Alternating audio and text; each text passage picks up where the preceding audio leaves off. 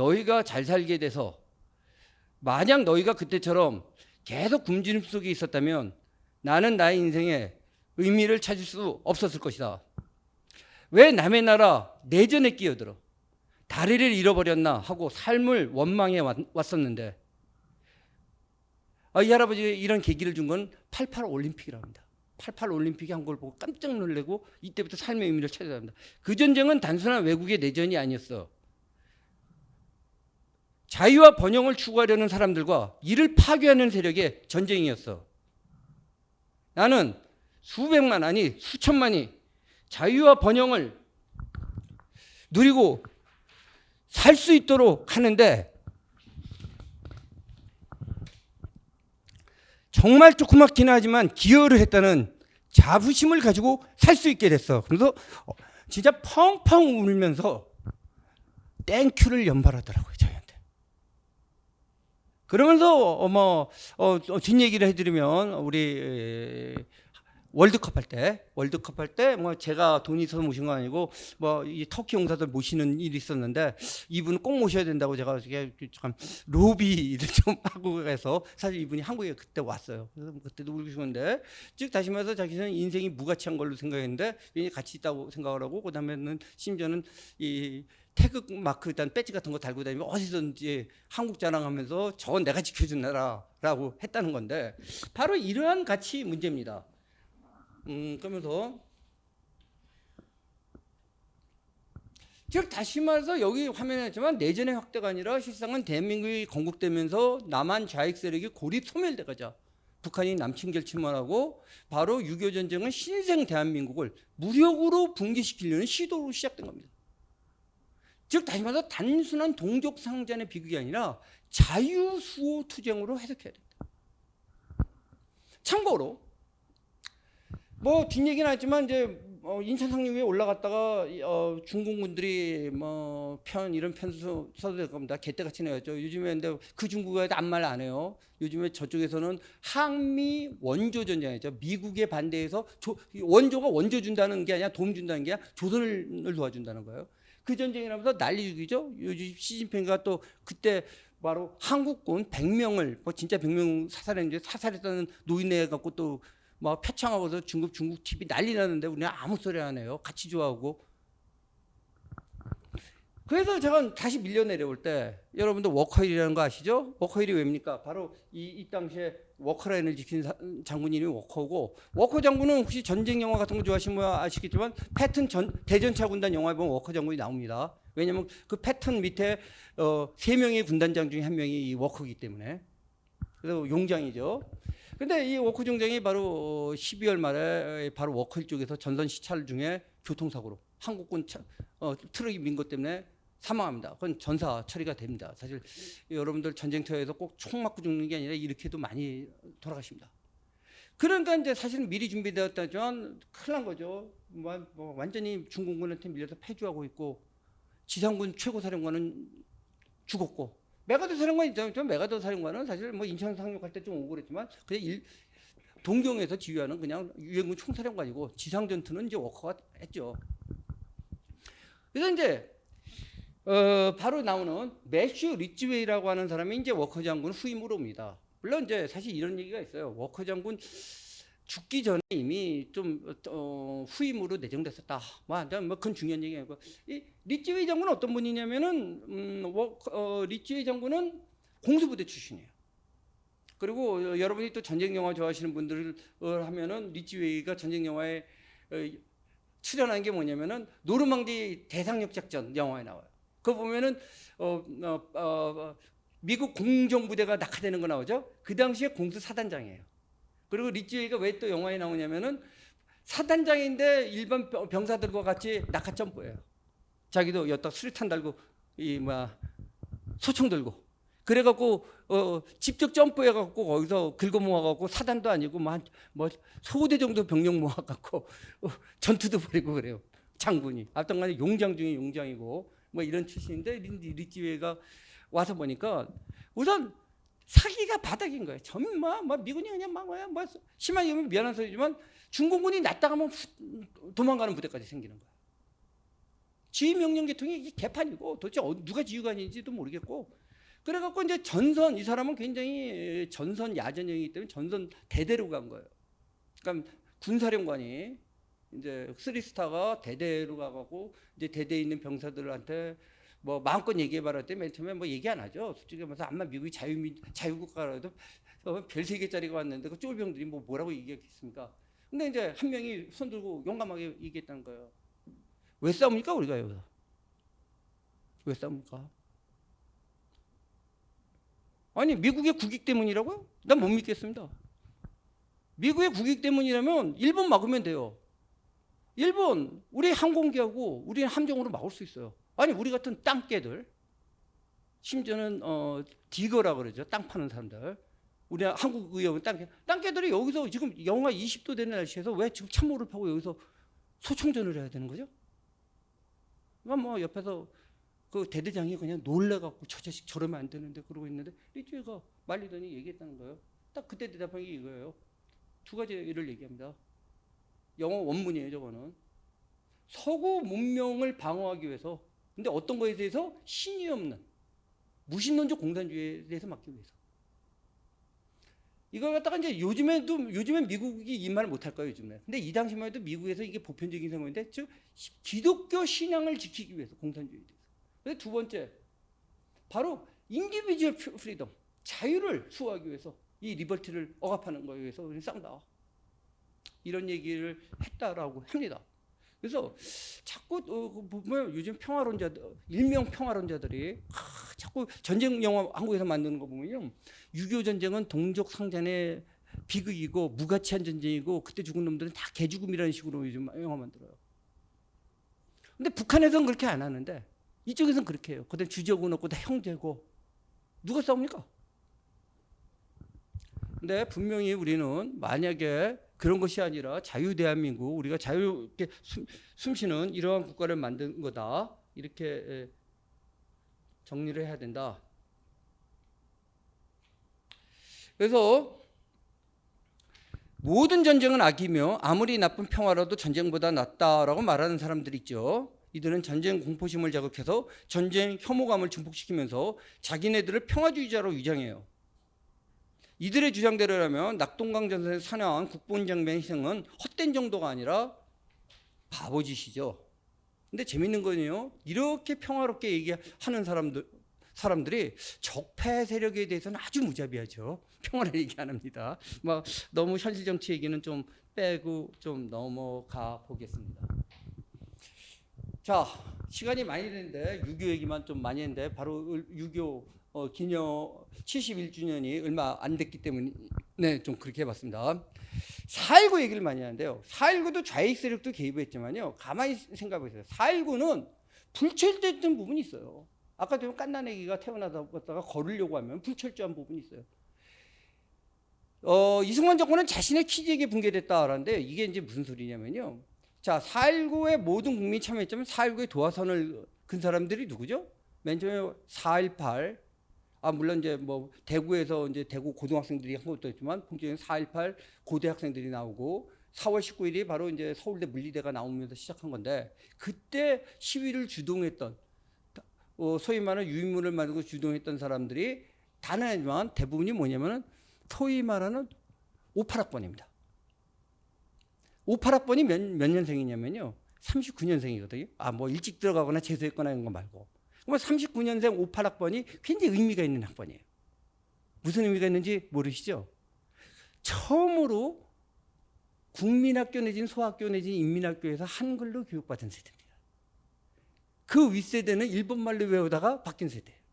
그리고 그 당시에 미 군정 시절에 이미 일본 교육을 못 시키기 때문에 언더우드 박사라든지 이런 사람 중에서 한국 교과서를 어마어마하게 해서 그 없는 속에서도 교과서만큼은 좋은 종이에 당시에는 좋은 종이에 찍어서 전국에다 배포를 하고 그 교과서를 배우는 세대예요. 그래서 이 세대를 보면요, 좀 나쁘게 얘기하면요, 정말 친미적인 교육을 받은 세대예요. 조지 워싱턴과 링컨 뭐 이런 얘기를 배우고 어렸을 때 동화책을 배우고 있었는데 왜냐? 당장 교과서 만드니까 근본이 없으니까 사실 미안하지만 미국 교과서를 놓고 빨리 서둘러 한국말로 베낀 교과서를 보고 배운 사람들이에요. 왜 일본 교과서는 이제 더 이상 가르칠 수 없으니까. 그래서 이 사람들은 굉장히 강하게 자유민주주의, 미국식 자유민주주의를 해야 된다고 생각한 거예요. 이승만 대통령이 미국식 자유민주주의 해야 된다고 생각하는데 실제로 그렇게 못하고 있었죠. 여러 가지 현실적 거는.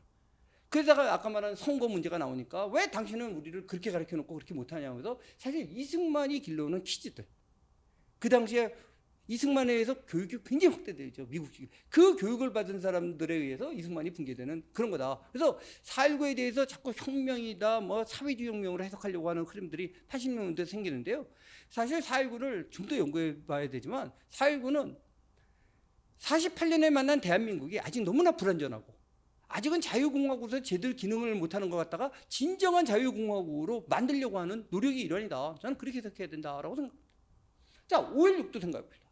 5.16 갖고 뭐 쿠데타니 뭐 혁명이니 근데 그것도 웃겨요. 혁명은 좋은 거고 쿠데타는 나쁘다고 하는데 혁명이 과연 좋은 건지에 대해서도 좀 생각해 봐야 될 거고요. 그건 문제요. 형식은 쿠데타인데요. 혁명적인 요소가 강합니다. 만약에 형식만 갖고 따지면 1917년 10월 혁명이라고 하는 볼셰비크 혁명 쿠데타입니다. 그냥 가만히 있다가 그냥 노동조기대 혁명대들이 동공점령하고 그러면서 한 거예요. 뭐 거의 5.16 한 거랑 거의 비슷해요. 소수가. 근데 어떤 혁명이냐? 주지학적 질서를 완전히 붕괴시켜. 그 전까지 광고했던 산업공상이 깨집니다. 누가 주인이 돼요? 산은 망해버리고 이제는 장사하는 사람들이 거꾸로 상공농사 시스템 비슷하게 가죠. 그 다음에 문인 중심의 사회에서 무인들이 등장을 합니다. 그 다음에 대륙 중심에서 바다로 갑니다. 이때부터 해양국가로 나갑니다. 감히 여기서 오지만 요즘에 다시 조금 죽었지만 한때 해양대학 같은 경우 얼마나 명문학교였습니까? 근데 일제시대 뭐 이렇게 거디 뱃사라는 건 뱃놈이고 다 나쁜 하층들이죠. 이때부터 이제 그게 합니다. 그다음 공업 육성하고 여기서 참 참고 삼아서 얘기하면요, 우리나라 이제 공대 나오신 분들 많은데 일제시대 때 지금의 서울대 공대가 된 그 경성 그 공업학교 같은 경우에 보면은 심하게 말하면은 그 당시 회고록 나오는 거 보면은 거의 이북 사투리가 주류였다고 합니다. 왜 그러냐? 남쪽에 양반 자제들이 안 들어온 거예요. 법대나 이런 데 가는 거죠. 어디 양반 자제들이 공업 학교를 가요. 그러면 약간 하층의 농민들은 또 그런 교육을 받을 기회가 없어요. 그래서 대부분이 서북 지역에서 빨리 기독교인화된 부분들이 왔다는 거예요. 그 다음에 학병 그런 얘기하죠. 일제대 때 가세요? 공대 간 사람들 학병 안 간 거 아세요? 한국인, 조선인이든 일본인이든 그런 혜택을 줘도 남쪽 사람들이 공대를 안 갔다는 거예요. 양반 자손들이. 예외가 좀 있지만 그런 상황이에요.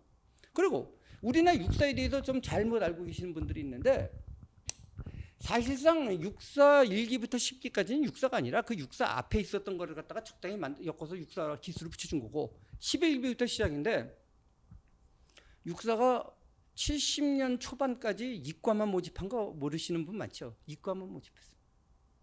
왜냐면요, 이게 또 얄미운 얘기를 하면은 참모, 고급 참모는 미국이 하면 되는 거고 그 다음에 단순히 돌교가 풀어야 할 소대장들은 빨리 그냥 뭐 갑종 장교들 만들어내면 되는 거고 당장 전쟁을 할 때 힘든 게 뭐였냐면은 포병, 공병 뭐 이런 부분이 없는 거예요. 이거 다 이과들이거든. 그래서 사실 이과 중심으로 육사가 만들어집니다. 나중에 그 뭐 공업 건설에 나온 것도 다른 게 아니에요. 그 다음에 5.16을 한 육사기 중에서 가장 중심이 뭐냐면 8기죠. 그러면 정규육을 받지 못한 건데 8기의 특징이 뭔가를 한번 봅시다. 자, 박정희 소장, 육사 2기 박정희 소장을 모시고 하지만 주력은 육사 8기가 합니다. 김종필이죠. 육사 8기가 뭔 거냐면은 육사 8기가 바로 49년 정도 인관을 해갖고 바로 6.25 전쟁이 일어났을 때 이들의 계급은 진급 못한 사람은 쏘이고 진급 빨랐던 게 중요해요. 결론부터 얘기하겠습니다. 전사 비율이 제일 높았던 기수입니다. 전쟁에서요 제일 많이 죽는 계급이 뭔지 아시죠? 소위중입니다. 뭐 심하게 이 말하죠. 총알이 어떻게 나가면 소위중이 그러고 날아가는 거죠. 왜냐? Follow me. 앞에 선 거죠. 그래서 육사 8기의 특징이 뭐냐면은 자기 동기들이 가장 많이 죽은 걸 봤어요. 그 다음에 가장 처절한 걸 한 거예요. 소위 전도. 그리고 뭐 몇 명도 하지만 뭐 한 번쯤 부상 안 당했거나 혹시 뭐 몸에 수류탄 파편을 갖고 사는 사람의 대부분이에요. 근데 이 사람들이 전쟁이 끝나고 꽤 세월이 흘렀는데 5.16이 날 때쯤에 계급이 뭐냐면 잘 진급했으면 중령이고 못했으면 소령 정도 있는 거예요. 근데 앞에 기수가 자기보다 나이가 많은 게 아니에요. 육사 1기부터 10기는 거꾸로 2기가 8기보다 더 어릴 가능성도 되게 높아요. 그때 막 가고 단기로 간 거기 때문에. 근데 그때 앞에 조금 간 사람들은 다 장군이야. 근데 이미 포화 상태에서 장군이 되니까 아예 30대 장군이 되니까 30대 장군이 물러날 일이 없죠. 그러니까 진급이 딱 막혀버려요. 그러니까 가장 불만이 많은 조건을 갖게 돼요. 근데 또 불만만 많는다고 이런 거 하는 게 아니에요. 요즘에 미국 유학들 많이 하고 요즘에 뭐 박사들이 농담으로 남산에서 짱돌 10개 던지만 3개는 박사머리에 맞는다 이런 농담도 있습니다만은 이승만 대통령이 자기를 끝까지 박사다라고 이제 강조를 한 얘기가 뭐냐면은 이때 우리나라 박사라는 게 거의 없던 시절입니다.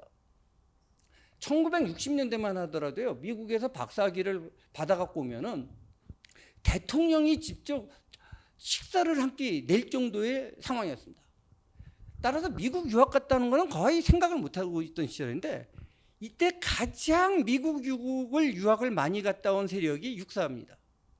그 중에서도 육사 8기를 전후한 세력입니다. 왜냐? 미국이 급하니까 물론 정규 대학 뭐 박사는 아니지만 보병학교, 포병학교에서 짧게는 6개월, 많으면은 한 2년 정도 단기 유학들을 보냅니다. 그래서 이 사람들이 굉장히 약간 액센트도 있고 발음도 나쁩니다만 영어를 할 줄 알고 미국 생활 해본 사람들.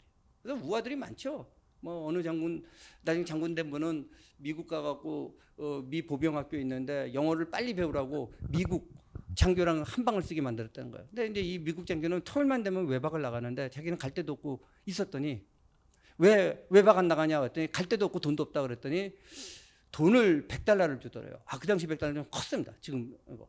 그걸 갖고 좀 가서 뭐 미국 구경도 해봐라 그래서 뭐 갈 데도 없고 조금 인근 마을에 내려가서 보니까 슈퍼마켓에 갔더니 통조림들이 되게 많더래요. 근데 이게 뭐 강아지가 이렇게 있는 통조림이 있더래요. 야, 미국이 넓으니까 미국에도 우리 보신을 하시는 분들이 계시는구나. 그래갖고 그 통조림을 사다가 와서 까서 좀 드셨대요. 그랬더니 그 미군 장교가 외박 갔다 와서 아니 어떤 자식이 개를 기르는 놈이 있나 보다 그러서 화를 내더래요. 뭐 요즘엔 별거 아니지만 6.25 직전에 사람도 못 먹고 있는데 개를 먹는 통조림이 아니라 개가 먹는 통조림이 있다고 충격이죠.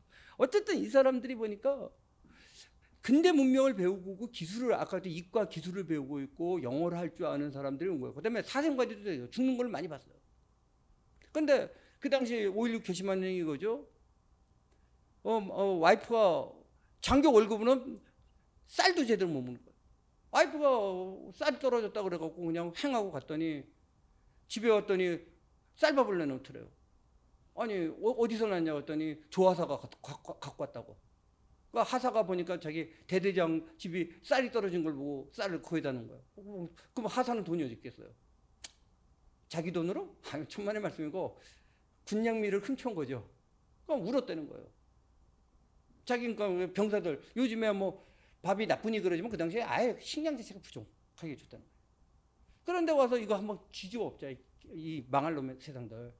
저 유교 썩어 빠진 양반의 수혜 새끼들 앉아갖고 입만 살아갖고 세계 정서에 돌아가는 것도 모르고 기계도 모르고 전쟁도 모르는 것들이 한번 뒤엎자. 그게 5.16이라는 거예요.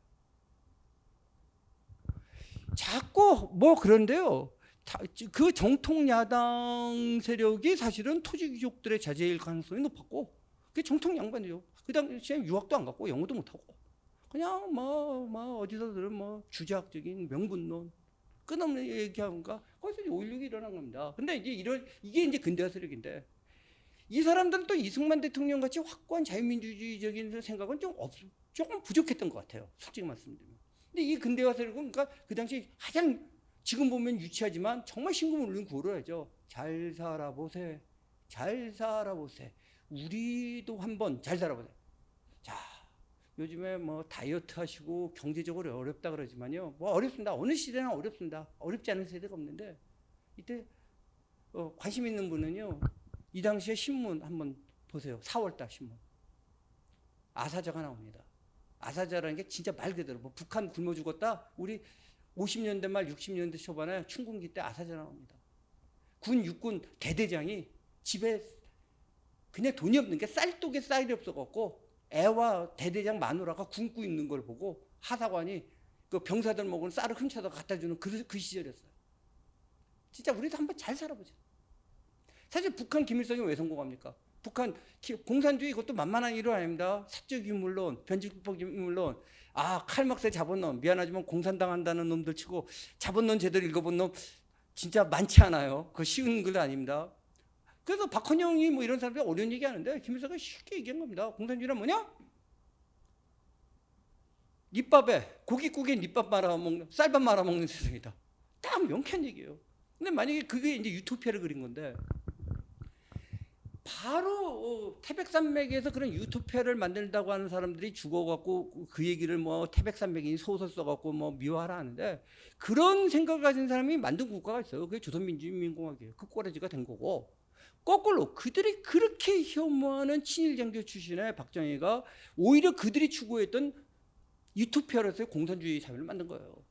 쌀밥에 고기구이에 쌀밥 말아 먹잖아. 그런데 문제는 이 근대 세력이 정치 경제 헤게몬이 장악합니다. 근데 문화 이념적 헤게몬을 갖지 못해요. 이거 이해 못 하신다고요? 시간 많지 않으니까 예를 혹시 여러분들 국제시장의 영화 보셨나요? 안 보셨으면 한번 보십시오. 아주 감동적인 얘기죠. 근데 그분 아주 위대한 삶을 살아옵니다. 근데 맨 마지막 상황이 뭐죠? 진짜 6.25 전쟁, 월남전, 중동, 뭐 독일에서 온갖 고생을 해가지고 좀 먹고 살게 됐죠. 뭐 큰 재벌은 아니다만은 그 사람 수준에서 진짜 성실하게 살았고 진짜 눈물 나는 곳에서 좀 뭐 아파트 마련하고 그러죠. 그래서 행복한 모습이 나오죠. 손주, 아들, 딸, 손주들. 근데 이 아들, 딸, 손주들이 이 할아버지 어떻게 생각하죠? 꽝꽝 막혀 이해 못하는 할아버지. 그래서 자기 혼자 베란다에 가서 별 보면서 아버지 나 열심히 살았지. 무슨 소리냐면 정치 경제적으로는 성공했습니다. 이념적 문화적 헤게몬을 못 가졌고요. 자기 후손들한테 그 이념적인 헤게몬을 갖지 못했어요. 세대 갈등이 그겁니다. 그리고 이 후손들은 한국판 구양반들의 권력 이름은 어떻게 하죠? 서원 들어가서 학파를 만들죠. 뭐 현대판 서원이 어디죠? 대학이죠. 그걸 기반으로 해갖고 악무한전 어저께 말한 그 주주학적 세계관 굉장히 인간을 선한 성자로 만들 수 있다는 바탕이 사실 지도 못 되면서 이러면서 명분좀 싸움하는 거예요. 세상이 어떻게 되고 미국이 어떻게 발달하는지 기술 문명이 어떻게 되는지 전혀 관심도 없고 알고 싶어져야 할 거냐. 군인 그다음에 배 타고 난 뱃놈 군발이 다 무시하면서 그다음에 장사꾼 그다음에 지난 학자인형 선빈양 그다음에 모든 것을 뭘로 해결하려고 들죠? 정치 권력만 지면 모든 것을 가진 자가 되는 그런 세상으로 만든 조선시대 유교예요. 성약 세력이에요. 바로 이제 이런 것이 하면서 이제 산업화와 민주화를 했지만 그러한 것을 제대로 못했다. 그래서 마지막으로 이제 통일을 하는데요. 이 시간도 많지 않고 이제 문제적인데요. 자꾸 통일을 우리 민족끼리라 해서 하는 것이 아니라 즉 기계적인 통합 또는 감정주의적 종족주의 관점이 아니라 자유공화국의 확장. 그다음에 대한민국의 네이션 빌딩의 완성 관점에서 봐야 돼요. 네이션이 우리 자꾸 민족이라고 번역을 하는데요. 참 어려운 말이에요. 국가도 아니고 민족도 아닙니다. 네이션은 국가를 이루는 공동체인데요. 자꾸 이념을 부정하는데 네이션은 대부분 이념을 중심으로 만들어야 됩니다. 혈연 관계도 중요하지만. 자, 예를 들어서 교회 다니신 분들 자기네 아브라함의 자손이라고 그러잖아요. 그러면 이슬람 교도들도 다 아브라함의 자손입니다. 이스마엘의 자손입니다. 근데 이스마엘하고 같은 거라고 안 하죠? 왜 그런가? 다르기 때문에 그래요. 거꾸로 우리 피 안 섞였죠? 근데 또 뭐 교회 다니시는 분들 아브라함의 자손이라고 느끼죠? 그것처럼요. 그런 그 제가 강조하는 아이디어스적인 관점이 있고 그걸로 뭉쳐야지 네이션 빌딩이 됩니다. 근데 지금 그게 아니라 아주 종족주의적인 개념에서 근데 북한이 순수 공산주의도 아니고 과연 일본 천황제적인 그다음에 굉장히 주저학적인. 그러니까 어버이 수령이 나오는 거예요. 어버이 수령. 어버이가 나오는 거죠. 뭐 이제 그런 국가한데 그것과 그냥 합치자. 근데 재밌는 게 있어요. 북한하고 대화로 풀자는 사람들이 야당하고는 대화를 안 풀어요. 아니 우리끼리 안에서 여야도 대화로 푸는데 북한하고는 대화로 풀재요. 참 신기하다. 뭐 이 정도로 말씀드리겠고요. 뭐 이걸로 일단은 마치도록 하겠습니다. 들어주셔서 감사합니다.